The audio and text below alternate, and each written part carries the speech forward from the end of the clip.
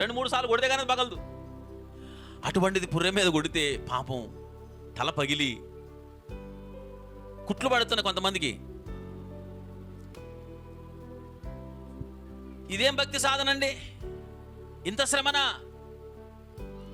దేవుని ప్రసన్నం చేసుకోవడానికి తలలు పగలు కొట్టుకోవాలా?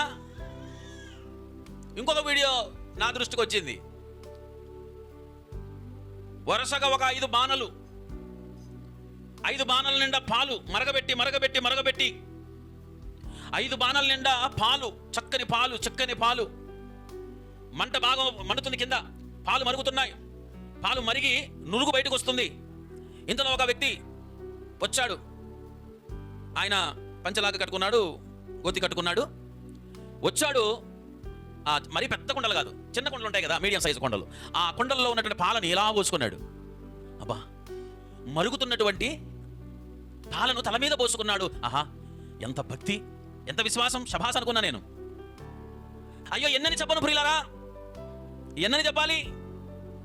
తండ్రి, ఆయన తండ్రి, దేవుడు అంటే తండ్రి అండి. దేవునికి స్తోత్రం కలుగును గాక. తండ్రిని మనము మన వైపు త్రిప్పుకుంటే, మన వైపు కరుణతో చూడడానికి ఇంత కష్టపడాలా, ఇంత బాధపడాలా? అందుకొరకే దేవుని కోపాన్ని మన మీద నుండి తొలగించడానికి యేసునాథుడు శిలువ మీద మన పాపముల కొరకైన శిక్షనంతా భరించాడట.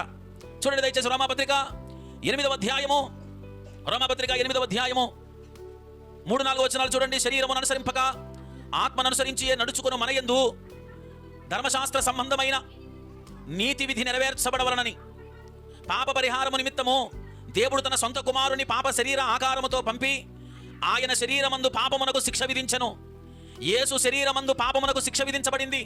మన పాపాల కొరకైన శిక్ష ఆయన చేతుల్లోనూ, ఆయన తల మీద, ఆయన వీపు మీదను, ఆయన దేహమంతయు మన పాపాల కొరకైన శిక్ష ఆయన భరించాడు. ఎందుకు భరించాడంటే, మనము నెరవేర్చవలసిన ధర్మశాస్త్ర నీతి విధి మన వల్ల కాదు కాబట్టి. దేవుని నీతిని, న్యాయాన్ని మనం తృప్తిపరచలేం. మనం స్వభావాన్ని బట్టి, బుద్ధిని బట్టి, నైజాన్ని బట్టి మనం పాపులం, జన్మ పాపులం, కర్మ పాపులం కాబట్టి దేవుని కోపము సహజంగా మన మీద ఉంటుంది. కాబట్టి యేసు ప్రభు అనే గొర్రెపిల్ల మీద మన పాపాలన్నీ మోపబడ్డాయి. ఆ పాపాలన్నీ మోపబడగా మన సమాధానార్థమైన శిక్ష అతని మీద పడింది. కాబట్టి మన మీద ఉన్న దేవుని కోపమంతా తొలగిపోయింది. దేవునికి స్తోత్రం కలుగును గాక. ఈ ప్రపంచంలో మానవ జన్మ ఎత్తిన ప్రతి మనిషి కొరకు యేసు శిలువ మీద శిక్ష పొందాడు. కాబట్టి నువ్వు మళ్ళా ఏదో శిక్ష పెట్టుకోవాల్సిన అవసరం లేదు శరీరానికి. భక్తి ఎప్పుడైనా ప్రయాస కాకూడదు. తండ్రి ఎప్పుడైనా పిల్లలు మీరు నా దగ్గరికి రావాలంటే ఈ నిప్పులు దొక్కండి, లేకపోతే ఈ ముళ్ళను మీరు ఆ ముళ్ళ బాధను భరించండి అంటాడా? తండ్రి అయితే అలా అంటాడా? తండ్రి అయితే బిడ్డ భారాన్ని కూడా తీసుకొని తాను మోస్తాడు.